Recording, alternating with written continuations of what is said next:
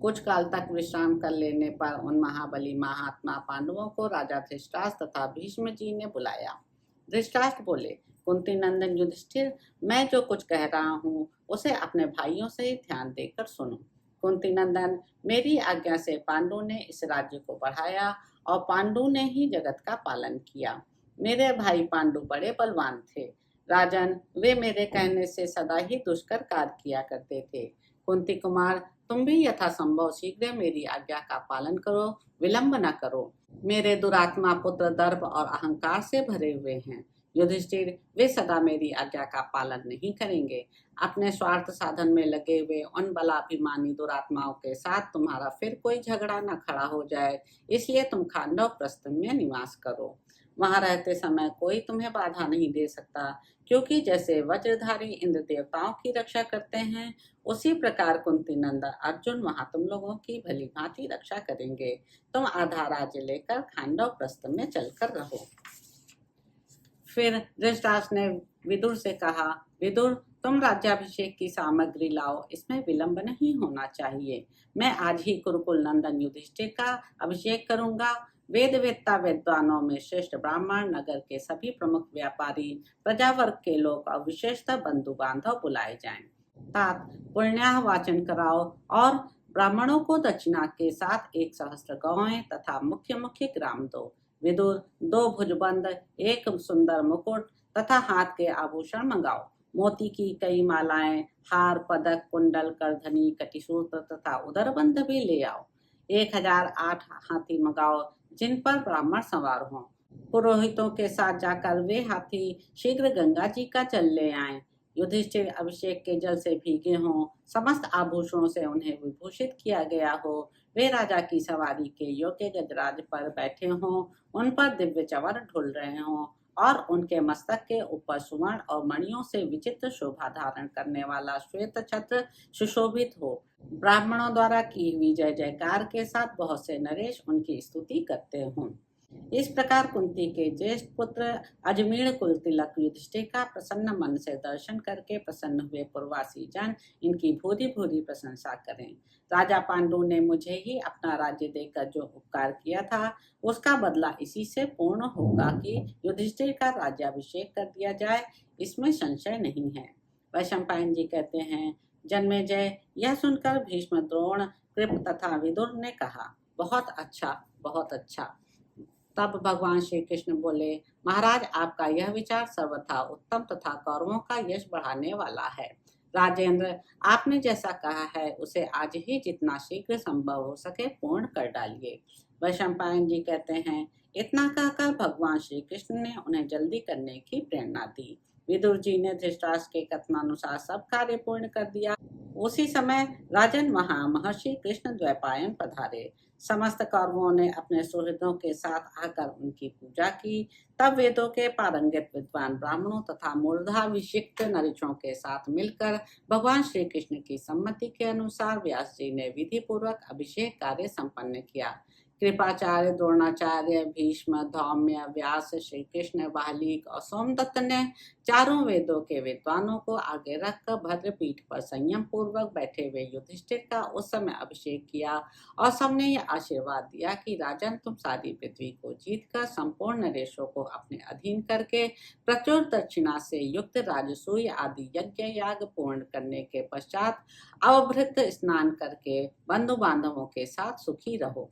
जन्मेजय, यूं कहकर उन सब ने अपने आशीर्वादों द्वारा युधिष्ठिर का सम्मान किया। समस्त आभूषणों से विभूषित मूर्धाभिषिक्त राजा युधिष्ठिर ने अक्षय धन का दान किया। उस समय सब लोगों ने जय जयकार पूर्वक उनकी स्तुति की। समस्त मूर्धाभिषिक्त राजाओं ने भी कुरुनंदन युधिष्ठिर का पूजन किया। फिर वे राजोचित गजराज पर आरूढ़ हो श्वेत छत्र से सुशोभित हुए। उनके पीछे पीछे बहुत से मनुष्य चल रहे थे। उस समय देवताओं से घिरे हुए इंद्र की भांति उनकी बड़ी शोभा हो रही थी।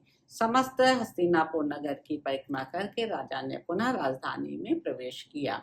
बंधु बांधवों ने भी मूर्धाभिषिक्त राजा युधिष्ठिर का सादर अभिनंदन किया।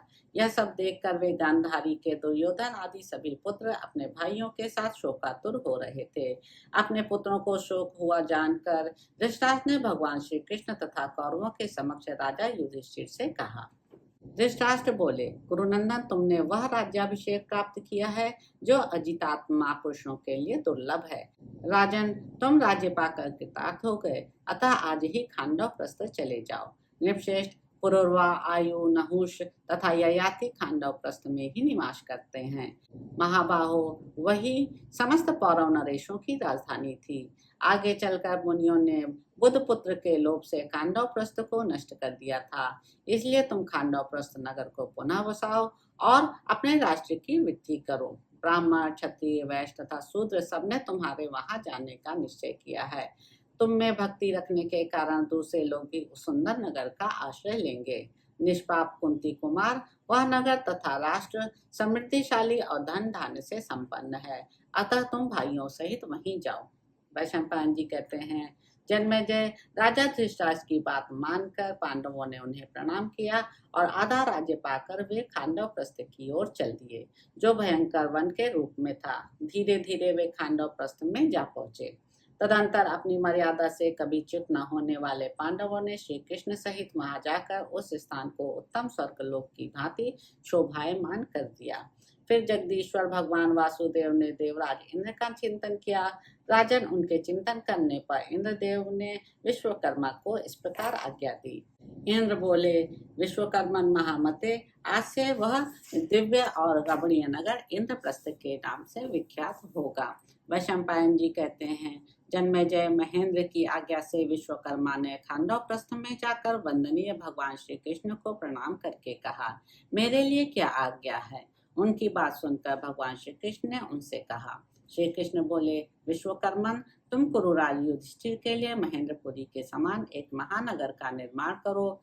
इंद्र के निश्चय किए हुए नाम के अनुसार वह इंद्रप्रस्थ कहलाएगा। तत्पश्चात पवित्र एवं कल्याणमय प्रदेश में शांति कर्म करा के महारथी पांडवों ने वेद व्यास जी को अगवा बनाकर नगर बसाने के लिए जमीन का नाप करवाया। उसके चारों ओर समुद्र की भांति विस्तृत एवं अगाध जल से भरी हुई खाइयां बनी थी, जो उस नगर की शोभा बढ़ा रही थी। श्वेत बादलों तथा चंद्रमा के समान उज्ज्वल चहार दीवारी शोभा दे रही थी, जो अपनी ऊंचाई से आकाश मंडल को व्याप्त करके खड़ी थी। जैसे नागों से भोगवती सुशोभित होती है, उसी प्रकार उस चहार दीवारी से खाई सहित वह श्रेष्ठ नगर सुशोभित हो रहा था। उस नगर के दरवाजे ऐसे जान पड़ते थे मानो दो पंख फैलाए गणों हो। ऐसे अनेक बड़े बड़े फाटक और अट्टालिकाएं उस नगर की श्री वृद्धि कर रही थीं।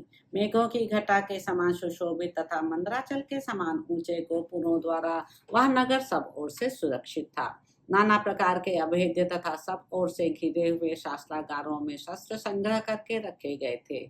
नगर के चारों ओर हाथ से चलाई जाने वाले लोहे की शक्तियां तैयार करके रखी गई थीं, जो दो जीभों वाले सर्पों के समान जान पड़ती थीं। इन सबके द्वारा उस नगर की सुरक्षा की गई थी।